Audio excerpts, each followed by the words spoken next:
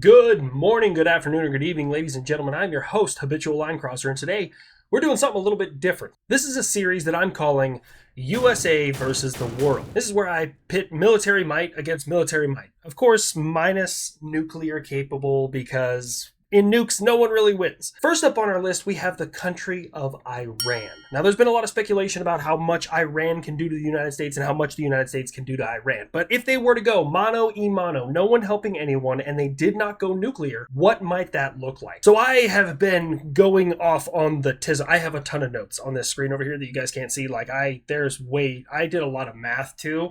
And so I'm going to break down what everybody has, at least for the most part. There's going to be some things that I miss on both sides. There's a lot of capabilities that are out there.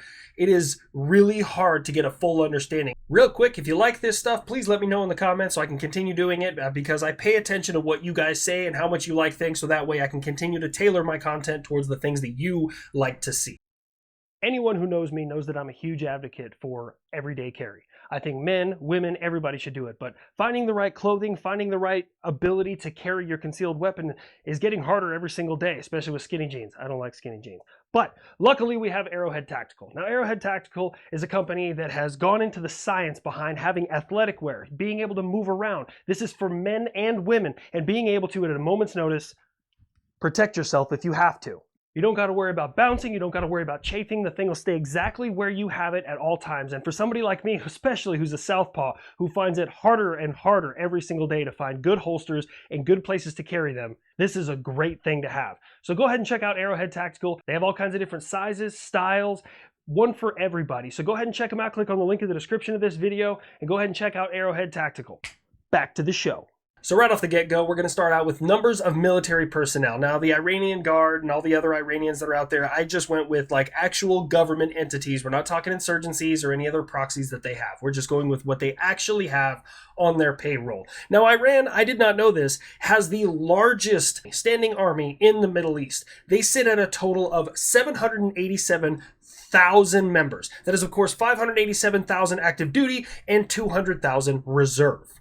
Now, I will admit, that's a lot of bad dudes. That's a hell of a fucking army. That is a respectable amount for any country out there in the world. So let's just go ahead and break down what the United States is coming into this fight with. Up first, we have the United States Army, which is, of course, the largest branch of the United States military. You know, some of us didn't score very high on our ASVAB. Anyways, so with the United States Army, of course, it is the oldest, started in 1775. The United States Army has slightly over 1 million members. This includes active duty, reserve, National Guard, etc. Next up, we have our friends, the Jarheads. We don't call them Jarheads anymore because that's considered offensive. A jar would imply that you could put something in there. We call them slot necks because you get your chip made by Microsoft. You just plug it right in the back of their neck and send them off to war. Anyways, love my Marines out there. The Marine Corps, the United States Marine Corps, as of 2022, has the numbers of 177,200 active duty and 32,400 in reserve. Now, I will tell you from personal experience with working with the Marine Corps, 3-to-1 is what you're going to want to go into that fight with dealing with the United States Marine Corps. They have a habit of farming enemy armies for XP. Like Bellewood, fucking the Chosin Reservoir, Guadalcanal, fuck, man. Up next, we have the second largest branch, but it is the largest one in the world, and that is the United States Navy. Now, I know there's going to be some guys, well, actually, the Chinese Navy is the largest Navy in the world. I don't know why I made you sound like a weird Bill Clinton, but that just fucking happened. Now, if you count the number of boats, China has us by a long margin, but unfortunately, the United States Navy has a requirement for what can be considered a Navy ship based off its capability, displacement, size, etc. So when you count the tonnage, the Chinese Navy has slightly over 800,000 tons floating on the ocean, and that's a respectable amount. Until you realize the United States Navy has 3.4 million tons floating on the fucking ocean. Get bent, the Great China. So anyways, going back to the United States Navy, it is the second largest branch of the United States military, and right now they have 336,978. That is the actual number I got. They're counting 1, 2, 3, 4. 8. There we go. That's how many we have. On active duty, 101,583 in the ready reserve. This is just a little secret note for you. They have 299 deployable combat vessels and around 4,000 operational aircraft.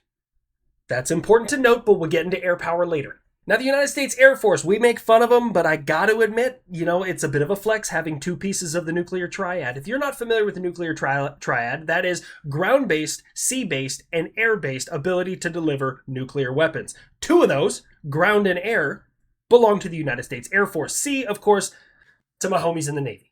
The United States Air Force boasts 321,848 active duty airmen, 68,927 reserve, and 105,104 Air National Guard. I left that number in there. I don't know if Air National Guard is actual Air Force.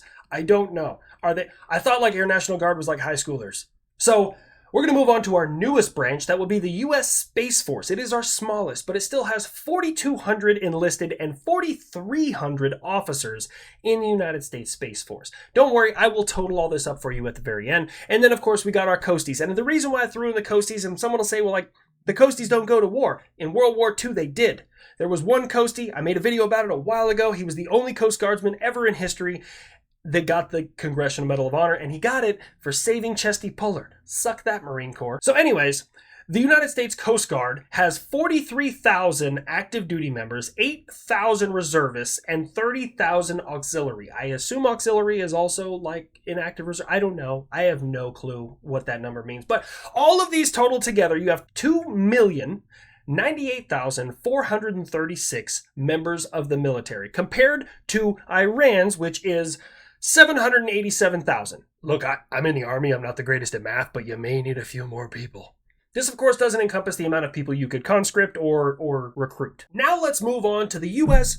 Ooh, I just hit my microphone. Now let's move on to the U.S. versus Iranian air power. Now for this breakdown, I did just skip all the cargo aircraft because an ability to move people somewhere, while it is a flex, we understand, and you'll get to this as we continue on, Iran doesn't really have the ability to wage war on the other side of the planet. We do. We know this fight is going to be on their front door, not ours. Iran does have a very dated air force, and they are currently developing things, but they do not have any full production models of some of their aircraft that they are designing. So as of right now, what they have in their current stock, they have 24 MiG-29s, they have 23 Sukhoi Su-24s, they have 17 Chengdu F-7s that they have gotten from China, they have 35 Northrop F-5s. We still use those for training aircraft, but they are no longer used in combat in the United States. They have 6, oh shit, that's a fucking Heisa Sequoia.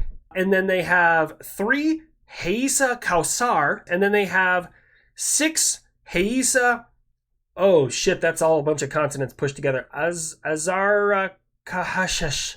I'm going to put it up on the screen. I don't know how to pronounce that fucking word. There's an HSH. I don't know if that's a hashisha. I don't. Fucking bless you. All right. Anyways, and then they have 63 F-4 Phantoms 2. You know that aircraft that the United States built and we used very heavily in Vietnam? Those ones. Yeah, those are the ones they got. They also happen to have 41 Grumman F-14s, and I'm a little bit jealous of that because I fucking love the F-14. I grew up watching Top Gun. I mean, it was one of 2 aircraft that I know of that we built around a weapon system. A little fun fact for you guys. Everyone's like, well, we built the A-10 around a gun. You're right. You're absolutely correct. We built it around the GAU-8. But somebody built the AIM-54 Phoenix missile, and the only aircraft that ever carried it was the F-14 Tomcat. And the AIM-54 Phoenix missile is a fucking scary missile. I don't think they have any of those because they're still trying to find parts for all these things, and no one makes them anymore. So I doubt that they have that many that are currently flyable. But I don't know, so we're just going to leave it as is. They have 12 Mirage F-1s. Those are from France. Those are multi-role fighters. They have 24 Sukhoi Su-35s on order. They have not received any of them yet. So I just wanted to put that in there. Hey, they're trying to update, but they haven't, got anything else.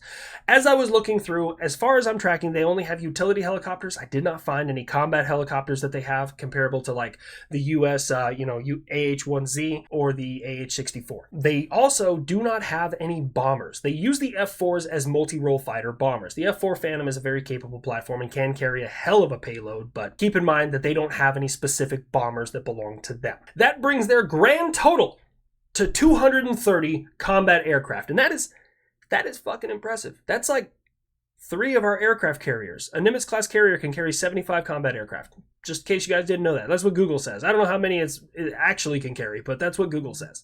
So moving on to the United States. Up first, we have the A-10C Thunderbolt II. We have 270 of those currently in use. We have the AC-130J Ghost Rider. We have 31 of those currently in service. The B-1B Lancer, we have 42 of those currently in service. The B-2 Spirit, we have 17 of those in service. The B-52, also known as Grandpa Buff, we have 76 of those in service. The F-117 Nighthawk, honestly, I thought this bitch was retired, but apparently the United States Air Force still has 4 of them. Last I heard, there was some 3-letter organizations that were using those things. I don't know how true that is. The FA-18 Hornet, we have 229 of those. The FA-18 Super Hornet, we have 549 of those. The F-15 C&D, we have 149 of those. The F-15E Strike Eagle, we have 218 of those. The F-16 C&D Fighting Falcon, we have 897 of those. The F-22 The Kid, we have 195 of those. F-35A Lightning II, we have 543 of those. The AV-8B Harrier II, we have 87 of those. And let me go back. I'm sorry, it's not just the F-35A, that also encompasses the B and C. And then the P-8 Poseidon, and I count that even though it is pretty much a cargo aircraft, it has the ability to fucking kill submarines. We happen to have 118 P-8 Poseidons. Now you think that we're done, but that's just fixed wing. Let's move on to rotary wing. We have the AH-6M Little Bird. We have 47 of those. We have the AH-64D and E Apache attack helicopter. We have 824 of those. The AH-1Z Viper, still used by the Marine Corps, we have 176 of those. The MH-60 Seahawk, which can carry combat payload, we have 508 of those. That brings the grand total of combat aircraft that the United States possesses to 5,209 with 4,000 plus support aircraft. So compare 230 combat aircraft to 5,209. We have almost more F-22s than they have combat aircraft. And honestly, if you were like, we're just sending the F-22 against 230 of what they have, I would not be worried for a fucking second. They would be fighting over who could get more kills. They would not be trying to survive. Now, let us move on to tanks. Tanks. Now, Iran has a shit ton of tanks. When it comes to the Middle East, they have more than pretty much everybody else. All of the shit that Iran has from the United States, United Kingdom, was prior to their Islamic Revolution in the 1970s. So it's all prior 1970 shit. They have 100 Chieftains. They have 200 M60 American tanks. They have 973 T-72s, but according to what I was finding on the internet, only about 583 of those are currently in service. But I'm going to give them the 973. They have 20 Tosans. I don't even know what country those are from. And they have 101 Zulfikar. There we go. That one got out. Bringing their grand total to 1,394 tanks, which is fucking respectable. I ain't even gonna lie to you. But I will admit, and something we've learned from this recent conflict in Ukraine is tanks aren't what they used to be. I love a good tank. I used to be a tanker. Don't get me wrong, I fucking love it. But in an urban environment with a few anti-tank guided missile teams, you're at a heavy disadvantage. Now, when it comes to American tanks, I only went with one. I don't count the Bradley, and this is my old 19 kilo self. A Bradley is an armored personnel carrier. Can it kill a tank? Yes, but technically so can a BMD or a BMP. So I didn't count those. Right now, the United States has 5,000 Abrams in use. This encompasses M1A1s, we still have a few of those, M1A2s, M1A2 SEP V2s, and M1A2 SEP V3s, which are the newest models. We also have around 3,600 of them in storage, bringing our grand total to 8,600 tanks. I didn't even know we had that many. Where the fuck are they, man? I don't see them all over the place. They don't have any tanks on my base. Sometimes I'll see a Paladin and people be like, it's a tank. It's not a tank. It's a fucking artillery piece. Jesus. All right, let's move on to their missiles. Who has how many missiles? Now, the numbers of missiles is really hard to get because they can produce more and keep them hidden so that they hide. Everyone likes to hide their missiles. So I'm not able to get a whole bunch of numbers, but I will talk about what their capabilities are to some extent. I do want to start out with Iran's publicly furthest reaching missile, and that is the Simorgh. I've never even heard of this thing. S-I-M-O-R-G-H. The Simorgh. It has a maximum range of 6,000 kilometers. In case you were unaware, the United States, the closest part of the United States to the closest part of Iran, straight line distance, is 11,000 kilometers. So when I tell you earlier in the video that Iran is incapable of waging war on American shores, that's what I mean. Now, they do have some submarines and other boats and stuff like that, but getting past the U.S. Navy is going to be a fucking daunting task. Hashtag Operation Praying Mantis. So that is their farthest reaching one. But they have a lot of missiles. So the closer you get to Iran, the more danger you're going to be in. They have Shahab 1, 2, and 3. They have Qayyum 1, Qayyum 2, and Qayyum mod something else. They also have the Fateh 110. Fateh, every time I talk to somebody and they start beating their chest about Iran, they're like, what about the Fateh? Which one? They have like fucking 9 of them. Okay, they have Fateh, let me see, 313s, they have Fateh 110s, they have just the Fateh. Like, I don't know what you want from me. This also, but the Fateh class of missile also includes the Khalij, Fars, and the Hormuz. The only reason I know Hormuz is because I'm familiar with the Strait of Hormuz, because the ocean was really hot. That's the only time I've ever touched the ocean. It was like a jacuzzi, it was super salty. I was like chafing that day because I was walking around the Atlantis on the Palm in, I just gave it away in UAE, and I walked into the ocean, and my giblets were on fire. It was not a fun experience. They also have the Zulfiqar, which includes the Zulfiqar Basir, and then they have the Imad. They also have a lot of other missiles, but for this, I was trying to go with ballistic missiles or kind of cruise missiles. They have a lot of those. I don't know how well many of them work, but they have a lot of missiles. And these are missiles that they've stocked up since, the Soviet Union. Because when the Soviet Union collapsed, there was a lot of missiles to be had. Now, the United States, ours are a little bit simpler to deal with. When it comes to our intercontinental ballistic missiles, we are looking at the Minuteman III and the Trident II. The Minuteman III has a maximum range of 14,000 kilometers. Yes, that is right, Mr. Tommy Turan. You are not safe at home from missiles we have right here in the United States. The United States has over 300 Minuteman IIIs in various sites all around the country. So they're also nuclear hardened. So unless you hit them directly with a nuclear weapon, a Minuteman III can come for you. But as far as I'm tracking, Minuteman III is only a nuclear capable platform. They do not have a high explosive, at least as far as I was able to find. The same goes for the Trident II, which is on board of the Ohio class submarines. The Trident II has a maximum range of 12,000 kilometers, so they can get very close to you, but they don't need to. But those are also nuclear capable. We're not talking nukes here because no one wins in nukes. Like, yes, we have, I guess you could consider them ballistic missiles because they travel a ballistic arc, like our HIMARS and things like that. But when I'm thinking missiles, I'm thinking it's rocket artillery. HIMARS is rocket artillery. It's not a missile. Like ATACMS, you could make a play there that it's a missile, but I don't count that. The Tomahawk missile the United States has, and we have, best guess, it was, carry the one. Let me do some paperwork here. A fuck ton.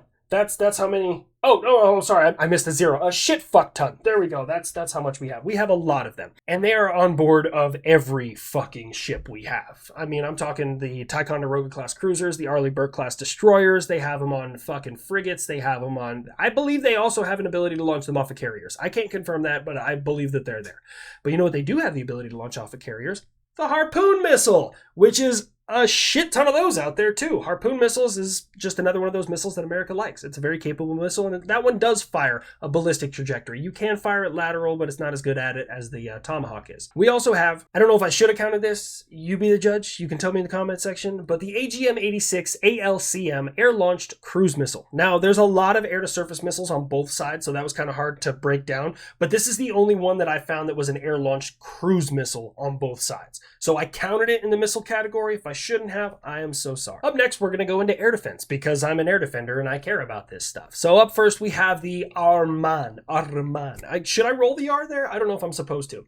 But the Arman apparently boasts that it can detect targets within 180 kilometers, which is respectable, and it can track targets within 160 kilometers. It has the ability to be ready for battle in less than 3 minutes, and it can cover 360 degrees. And it's important to note that because Patriot is directional until we get the LTAMs online, but I didn't count that because the system is not online yet. So we don't have 360. This thing does. It says it can simultaneously engage up to 6 targets and is capable against cruise missiles, ballistic missiles, drones, as well as aircraft, which is the same envelope that Patriot covers. The Bavar 373, which is one of their newer systems, it is supposed to be their answer for Russia not giving them S-300s. They wanted S-300s, Russia never gave them, or Russia backed out, something, just political shit. And so they're like, we're going to build our own shit. So they did. They built the Bavar 373, which, look, they say it's capable of detecting up to 100 targets. It is their newest one. It's never been used. Like, they have it and it's out there, but it's never shot at anything. It can track up to 60 targets and engage 6 of them concurrent. My source on that is kind of sketchy. It's hard to find information about that system. The Bavar does have an S-band acquisition radar, and then it has an X-band for fire control. So it's 2 radars working in sequence, which can be problematic in certain circumstances, which is why most, actually all American systems that I know of, use single band, single sensor. We just do it that way. That one is claimed that it can hit an altitude up to 30 kilometers. Okay, they also have the Buk, the SA-13 Gopher. These are all old Soviet systems, and we've seen how well they work. They work like shit. Anyways, we've seen how well they work in certain other places that might rhyme with Ukraine. They also have the MIM-23 Hawk. We gave that to them a long time ago. I don't know how many missiles they have on that. The Hawk was a decent system. It was obviously not comparable to Patriot because Patriot replaced it, but it's a decent system. They also have the how do you say that? Khordad. Anyways, and that thing looks like Patriot off of Wish. Like, you don't need Patriot, we have Patriot at home. And it only has a 6 target engagement capability. I don't know why all their systems, I can engage 6, I can engage 6, I can engage 6. But the interesting thing about the Khordad,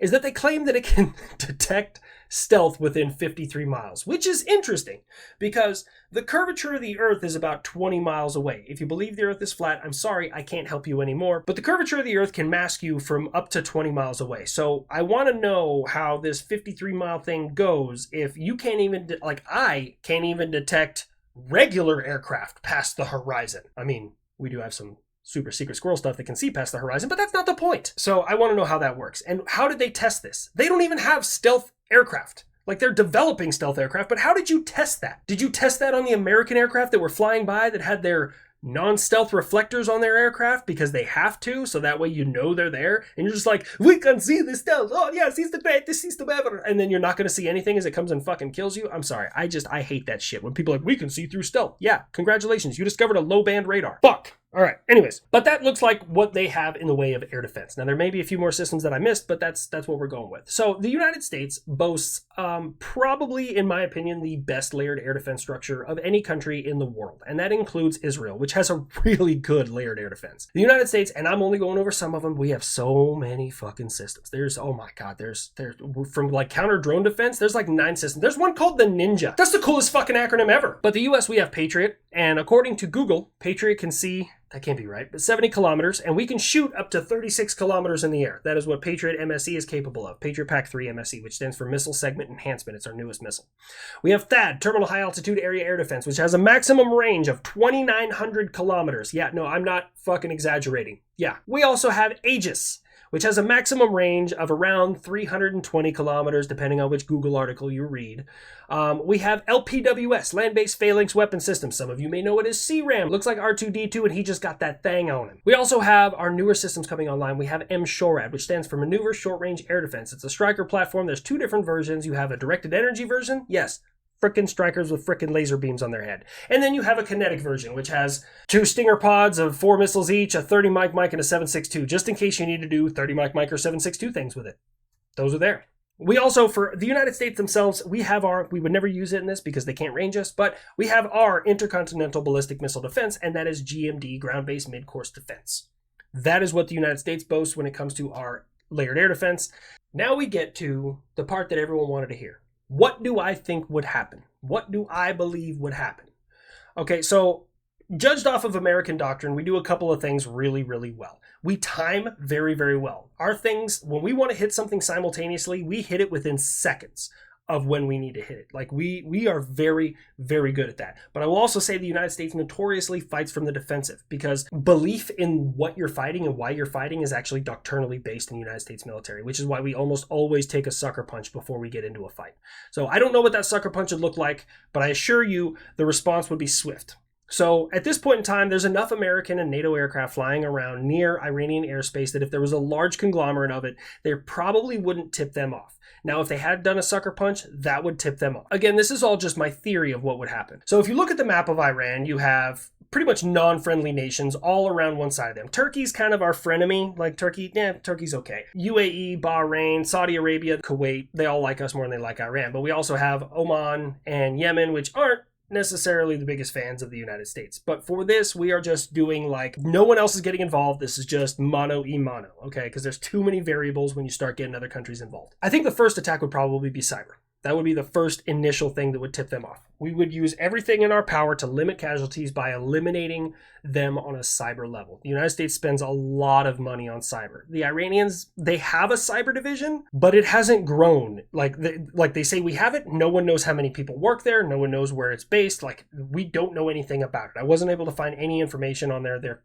cyber division. They do have one. So I would like to believe that they'd be a little bit more prepared for a cyber attack than not, but I can't confirm or deny that. Through high range, ISR, which would be like your U-2 Dragon Lady, we would be able to assess how many air defense systems they have out there. So if we know they can take 6, we're probably going to send 10 per. We have a lot of munitions. No one can put more shit in the air at any given time than Uncle Sam. We can throw a lot of shit. And when we do shock and awe, we are the absolute best at it. So it'd be a saturation attack. You would have low-flying cruise missiles. You would have high-flying ballistic missiles. You would also have fixed-wing and rotary-wing aircraft doing what they do best. That would happen almost simultaneously with the cyber attack. So while they're trying to recover from one attack, they're getting hit from another one. Now, geographically, where would they attack from? I think the easiest option is going to be the ocean. But if I was Iran, that would also be my heaviest protected area. Again, Turkey is our frenemy. So I think the best course of action, because we learned this in Iraq and Afghanistan, is that when the bad guys get cornered, they run to another bad guy's country. So cutting off their ability to get to Pakistan and Afghanistan is going to be paramount. We have to do that. So I think it's going to be a near simultaneous attack with cyber, aviation, and a lot of missiles hitting strategic targets almost simultaneously with a ground invasion. And you're going to see probably the U.S. Marine Corps start pushing up, because that's going to be the heaviest defended area through the ocean. They specialize in amphibious assault. That makes perfect sense for them to be there. There's going to be a lot of Marines. Meanwhile, the United States Army is probably going to be pushing in from Turkey. The Marine Corps' job is going to be to hold them, kind of like a hammer and anvil tactic. The Marine Corps will hold them from going into Afghanistan or Pakistan while the United States Army just pushes through. That is what I'm assuming is going to be the goal. Now, the downside for the United States is going to be similar to what we dealt with in Afghanistan. There's a lot of mountains and a lot of caves. And caves, yeah, we have a lot of munitions, but they're hard to find and hard to take out. I think that as we start getting higher into those mountains, the push is going to get more and more bogged down for American forces. We're going to be calling in a lot of air support and a lot of air cover. Getting air superiority just based off of these numbers is not going to be a difficult task. The United States, we like to fight your aircraft before they can take off. Like, that's just the way we work, because an aircraft is a lot more vulnerable on the ground than it is in the air. Once it's in the air, now we have to use our tactics to try and outmaneuver and outfly you. Now, yes, we're going to have a lot more aircraft in the air than they can, but the fact still remains. We're going to be hitting their airfields as much as humanly possible. And that's probably what's going to happen there. Now, when you start getting into those high mountain passes and you have limited ability to maneuver, you become far more susceptible to indirect fire, artillery. The Iranians don't have any personal built artillery, but they have a metric fuck ton of old Russian, Yugoslavian, fucking Chinese, and even some American artillery that they can use at any given time. So if we start getting bogged down in the mountains, we're going to take heavy casualties based off of those artillery pieces. Now, I don't know their level of training. American artillery, we train very, very well in counterfire operations and the ability to fire and move. Fire and move. You finish your fire mission, you pack up, and you're gone before they can counterfire you. I don't know if Iranians train that. I wasn't able to find really any details on that. Our goal would be to use our Firefinder radars, our 53s, and locate exactly where that fire is coming from and be able to counterfire it. So you're going to see the United States moves like it's like a weird amoeba, the way we work in three-dimensional operations, right? So you have like the deep fight, and that's going to be your super secret squirrel guys. Those are going to be the ones that are in behind enemy lines. They're marking targets, reconnaissance. That is their job, because you want to deal as much pain before your ground forces get there, right? They're going to be doing reconnaissance. Then you're going to have your ground forces moving in. Those are going to be, the grunts. They're going to be pushing through and literally clearing everything in their path. You saw this in Iraq, right? Marines were going through, Army was going through, clearing every building and every single structure. Right behind them, you're going to have their counterfire radars, because they're going to be taking artillery, and you're going to have your CRAM, your LPWS, along with them shooting down incoming artillery. At this point in time, air defense doesn't really have much of a role aside from the short-range air defense, because air supremacy is going to be something we have within the first 24 to 48 hours. So shooting down down enemy aircraft and shooting down enemy missiles, not going to be as big, but we will still be bounding up those high mat air defense, which stands for our high to medium air defense. So those Patriot units will probably be going with them because on top of the artillery, they still may have the ability to fire a few missiles, and that is, of course, protecting the friendly forces. The Air Force is going to be getting a workout. Same thing with the Navy, because you're going to have sorties coming off of carriers out in the Strait who are just inbound, just sending everything they got to keep those troops on the ground alive. Because the United States, we use like a rolling thunder approach. You know, the deep fight, those guys are hitting marked targets. Then you also have air power hitting marked targets for the forward guys, and then you have them doing defensive counter air and dealing with anything that might scramble up. Maybe they have a hangar inside a mountain somewhere. Those are all possibilities. Meanwhile, the ground forces are also going to be employing stingers. So if they start taking enemy close air support, they're going to be able to smoke those things as best they possibly can.